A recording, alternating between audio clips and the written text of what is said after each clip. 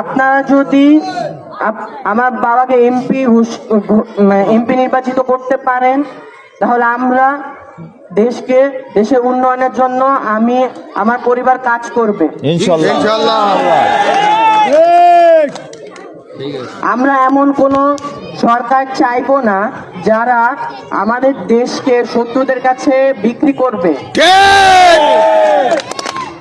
আমরা আমাদের আসসালামু আলাইকুম, আমি আরিফ। আমি হাসান মামুনের পুত্র, একমাত্র পুত্র।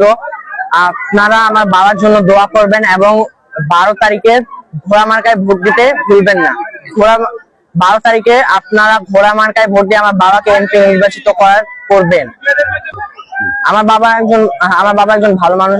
তিনি কখনো টাকার জন্য নিজের বিবেককে বিক্রি করে দেন না। তিনি যদি এমপি হন তাহলে তিনি দেশের জন্য কাজ করবেন, দেশের উন্নয়নের জন্য কাজ করবেন। অর্থনৈতিক বলেন বা সামরিক বলেন, শিক্ষার বলেন, তিনি কাজ এই সর্বোচ্চ চেষ্টা করবেন।